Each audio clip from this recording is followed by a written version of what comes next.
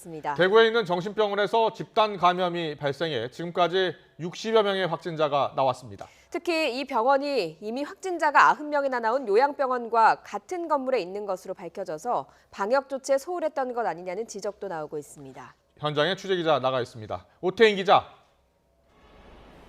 네, 대구 제2미주병원에 나와 있습니다. 네, 대구에서는 최근 신규 확진자가 감소세를 보이고 있었는데요. 다시 대규모 집단 감염이 나왔다고요? 네, 이곳 정신병원에서 모두 62명이 확진 판정을 받았습니다. 확진 환자 수가 늘고 있는 건데요. 이 병원은 90명이 감염된 대실요양병원과 같은 건물을 쓰고 있어 감염 우려가 컸습니다. 대실요양병원은 3층에서 7층을, 8층부터 11층은 제2미주병원이 사용합니다.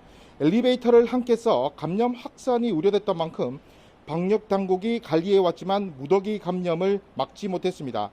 방역당국은 대실요양병원에서 집단 감염이 발생하자 제2미주병원 종사자 72명만 집단 검사했습니다.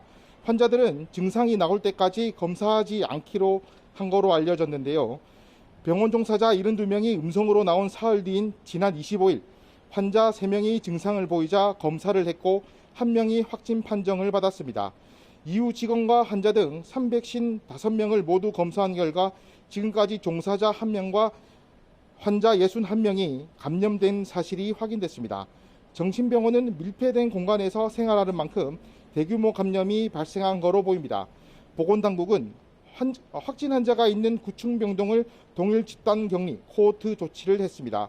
아직 환자와 종사자가 검사 결과를 기다리고 있어 추가 확진 환자 발생 가능성도 있습니다. 정신병원인 청도대남병원에서 무더기 확진 환자가 나온 뒤 사망자도 다수 나왔는데요. 그런 만큼 방역당국의 긴장도 높아지고 있습니다. 안타깝게도 사망자도 이어지고 있습니다. 지난달 26일 확진 판정을 받은 68살 남성과 지난 17일 확진 판정을 받은 97살 남성 등 5명이 잇따라 숨졌습니다. 이로써 코로나19 국내 사망자는 144명으로 늘었습니다.